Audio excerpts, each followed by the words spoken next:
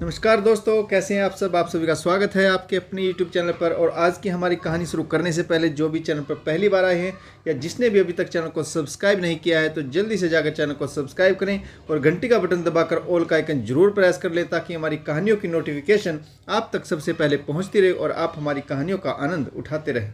तो दोस्तों, अगर आपको हमारी कहानियाँ अच्छी लगती हैं, लाइक शेयर और कमेंट्स करना ना भूलें ताकि हमारा भी हौसला बढ़ता रहे और हम आपके लिए ऐसी ही नई नई कहानियाँ लेकर आते रहें। तो चलिए शुरू करते हैं आज की एक और बेहतरीन कहानी।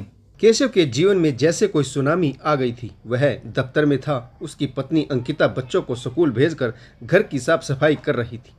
आज ना जाने उसे क्या सूझा कि उसने घर को पानी से धो डालने का प्लान बनाया और जैसे ही पाइप लगाकर कमरे में पानी फैलाया, अचानक से बिजली का करंट पूरे घर में फैल गया। कूलर चल रहा था जिसके कारण यह सब घटना घटित हुई। घर हद से ज़्यादा साफ सुथरा रखने की आदत पत्नी की मौत का कारण बन गई। पूरा घर अंदर से बंद था। करंट लगने से पत्नी का शरीर काला सा पड़ चुका था।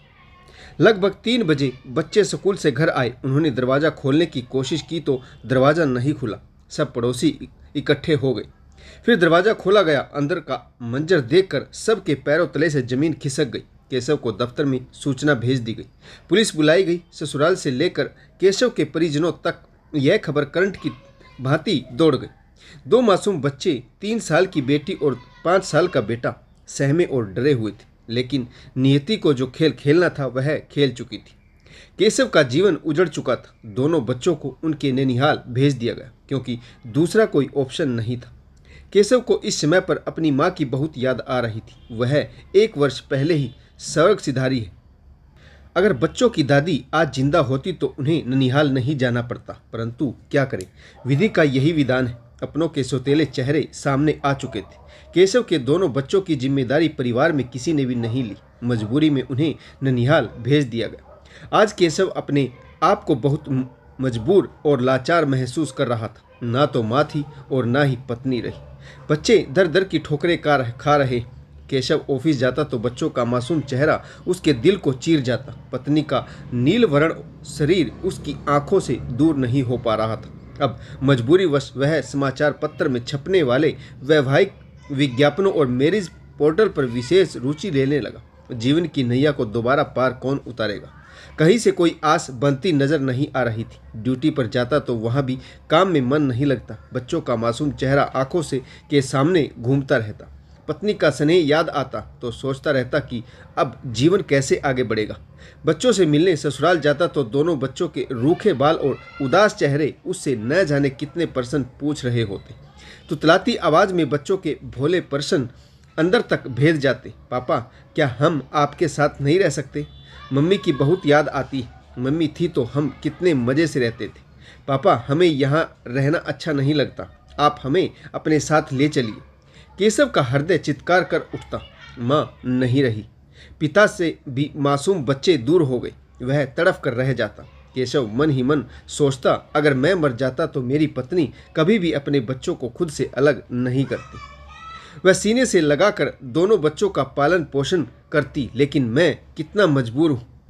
अपने ही बच्चों को अपने पास नहीं रख सकता। घर बैठूंगा तो नौकरी कौन करेगा? खाने को कहाँ से आएगा? भाई बहन और भाभीों के रिश्ते भी सिर्फ नाम के हैं।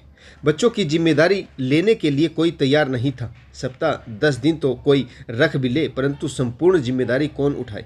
केशव ने 1000 कोशिशें की कि कहीं से कोई अच्छी लड़की मिल जाए जिससे उसकी गृहस्थी दोबारा से बच जाए। एक टीचर से ब्याह की बात चली। वह ब्याह के लिए राजी भी हो गई थी। उसका नाम निशा था। केशव ने शादी से संबंधित सारी बातें तय करते हुए कहा कि उसे घरेलू पत्नी चाहिए, कामकाजी नहीं। वह खुद अच्छा कमा लेता है। उसे अपने बच्चों की देखभाल रेख के लिए एक अच्छी पत्नी की ज़रूरत है। परंतु निशा ने साफ तौर पर मना कर दिया। वह बोली, स्कूल पढ़ाने के बाद भी बच्चों की परवरिश की जा सकती। मैं स्कूल में पढ़ाना नहीं छोड़ूंगी। स्कूल की छुट्टी के बाद मैं 3 बैच ट्यूशन भी पढ़ाती हूँ। आपके 2 बच्चे, उनसे मुझे कोई प्रॉब्लम नहीं, लेकिन मेरी दिनचर्या नहीं रुकेगी। मैं अपने काम से समझौता नहीं कर सकती। नतीजा यह निकला कि निशा शादी के लिए तो राजी थी, परंतु नौकरी छोड़ना उसके लिए संभव नहीं था। केशव नौकरी न छोड़ने की बात को दिल से लगा बैठा। वह तो बच्चों के लिए माँ ढूंढ रहा है, पर माँ कहाँ मिली? निशा तो मास्टरनी है।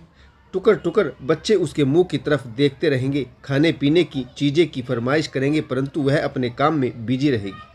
यह सोचकर उसकी आंखों के कोर भीग गए। केशव की चिंता भी जायज़ थी। उसका जीवन खुशियों से भरा था, लेकिन आज उसकी स्थिति क्या हो गई।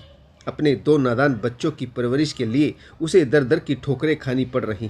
किसी ने एक और लड़की का पता बताया। पता करने पर मालूम हुआ कि विवाह से पूर्व ही उसके प्रेम प्रसंग से काफ़ी चर्चे। केशव शादी तो करना चाहता था, परंतु ऐसी लड़की से नहीं जो खुद ही बदनाम हो। इस विषय पर वह लड़की बेबाकी से बोली, इतने दिनों तक ब्याह नहीं हुआ तो थोड़ा बहुत तो चलता ही रहता है। फिर आप कौन सा मुझसे पहली शादी कर रही? आपकी भी तो दूसरी शादी। मैं आपके 2 बच्चों को संभालने के लिए तैयार हूँ, तो थोड़ा बहुत समझौता तो आपको भी करना ही होगा। केशव मजबूर था, परंतु इतना मॉडर्न भी नहीं था कि चरित्रहीन लड़की को शादी के रूप में स्वीकार करे। बच्चे बड़े होंगे तो उसके चरित्र का प्रभाव बच्चों पर भी पड़ेगा। ऐसी औरत के सहारे जीवन की नैया पार नहीं हो सकती। केशव दोस्तों के घर जाता तो उसे सहानुभूति ही मिलती, परंतु उसे तो खुशगवार जीवन चाहिए। मुस्कुराती हुई पत्नी, 2 हंसते खेलते बच्चे, कैसे विकास होगा जीवन का? उसकी समझ में कुछ नहीं आ रहा था। रोज अखबार में नए रिश्ते ढूंढता। 1-2 जगह तो यह भी कहा गया कि पहली पत्नी को तुमने मारा है या फिर वह एक दुर्घटना में मरी। केशव निरुत्तर हो जाता। अखबार के विज्ञापनों में पत्नी ढूंढते हुए वह गरीब से गरीब घर की लड़कियों को भी देख आया था। विधवा छोड़ी गई महिलाओं के साथ भी विवाह करने के लिए वह राजी था, परंतु सबके कुछ न कुछ नखरे थे।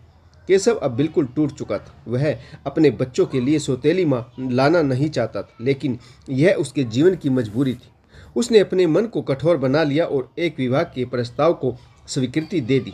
जीवन की मजबूरियों ने उसे बहुत ज़्यादा मजबूर कर दिया था, इसीलिए वह अनामिका नाम की लड़की से विवाह करने के लिए तैयार हो गया था। किशोर एक अच्छा इंसान था। अनामिका उसके सामने दुबली सी सहमी सी लड़की थी। उसने भी अपने जीवन में मजबूरी और गरीबी का सामना किया था। विवाह हो गया। अनामिका ने गृहस्थी संभाल ली। अब बारी आई सौतेले रिश्तों की, जो अपने अपने तरीके से रोटियां सेकने के लिए तैयार खड़े थे। पहले ही दिन केशव की बड़ी भाभी ने अपनी औकात दिखा दी। वही भाभी जो बच्चों की जिम्मेदारी लेने से कतरा रही थी। उसने केशव के घर आना जाना भी छोड़ दिया। आज घर आई तो अनामिका पर जहरीले तीर छोड़ते हुए बोली, सौतेली माँ सौतेली ही होती। बच्चों का ध्यान रखना। मेरा देवर तो भला शरीफ है, लेकिन तुम यह मत समझना यह सब अकेले। मैं आती जाती रहा करूँगी। यह कहकर केशव की भाभी तो चली गई, लेकिन केशव मन ही मन सोचने लगा, पत्नी की मृत्यु के बाद भाभी ने इस घर में कदम नहीं रखा, कहीं बच्चों की जिम्मेदारी गले ना पड़ जाए। आज हुक्म चलाने आई। अनामिका चुपचाप खड़ी थी।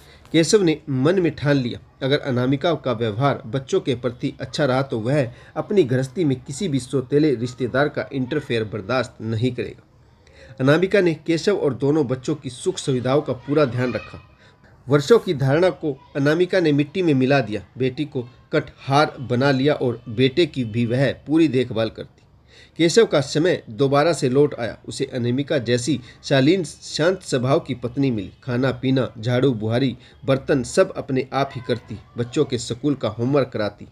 दोनों बच्चे तो उसके आगे पीछे घूमते रहते। शाम को सोने से पहले पति के पांव दबाना उसकी आदत थी। केशव ने देखा कि अनामिका पर काम का बहुत अधिक बोझ है। उसने काम वाली बाई लगाने की सोची और बच्चों के लिए ट्यूटर रखने को कहा तो अनामिका ने साफ साफ मना कर दिया।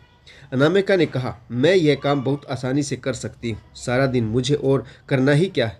अगर आपके पास पैसे इतने ही ज़्यादा हैं तो काम वाली और ट्यूटर की फीस आप मुझे दे दिया करें। कुछ दिनों बाद केशव को पता चला कि उन पैसों से अनामिका ने उसकी बेटी के नाम से डाकखाने में खाता खुलवा लिया है। अनामिका की समझदारी से केशव गदगद हो गया। अगली बार केशव की भाभी अपना अधिकार जताने आई तो अनामिका के बोलने से पहले ही वह बोला, भाभी, यह घर अनामिका के अधिकार क्षेत्र के अंतर्गत आता है। वह अच्छे से जानती है कि उसे घर कैसे चलाना है। मुझे अपनी पत्नी से कोई शिकायत नहीं और ना ही मेरे बच्चों को। आप मेरे घर में बेवजह का इंटरफेयर ना करें। केशव की बड़ी भाभी अपना सा मुंह लेकर चलती बनी। समय अपनी गति से चल रहा था। सारी पुरानी मान्यताएं और परंपराएं गलत साबित हुई। अनामिका ने अपनी समझ और कौशल से घर को संवार दिया। बच्चे भी उसे माँ का आदर देते थे। पढ़ाई लिखाई में भी बहुत अच्छा कर रहे थे। केशव के बेटे ने MBA कर ली और वह मल्टीनेशनल कंपनी में जॉब करने लगा। बेटी ने भी स्टाफ नर्स का कोर्स किया और उसकी शादी कर दी गई। अब केशव घर गृहस्थी से निपट चुका था। दूसरों द्वारा उनकी गृहस्थी में टांग अड़ाने की अब कोई गुंजाइश भी नहीं थी और ज़रूरत भी नहीं। सौतेले रिश्तों का चेहरा उसने अपनी ज़िंदगी में बहुत अच्छे तरीके से पहचान लिया था। लेकिन यह भी सही है कि सौतेले लोगों को समझ पाना इतना आसान भी नहीं होता। दोस्तों, आपको यह कहानी कैसी लगी कमेंट्स करके जरूर बताइएगा। इस कहानी में किस पात्र की भूमिका अच्छी रही और आपको इस कहानी से क्या सीख मिली, यह भी कमेंट्स करके जरूर बताइएगा। आशा करता हूँ आपको कहानी जरूर पसंद आई होगी। तो अगर आपको हमारी कहानियाँ अच्छी लगती हैं, लाइक शेयर और कमेंट्स करना ना भूलें, ताकि हमारा भी हौसला बढ़ता रहे और हम आपके लिए नई नई कहानियाँ लेकर आते रहें। तो दोस्तों, कहानी पढ़ने के लिए आप सभी का बहुत बहुत धन्यवाद। जय हिंद, वंदे मातरम, भारत माता की जय। जय जवान और जय किसान।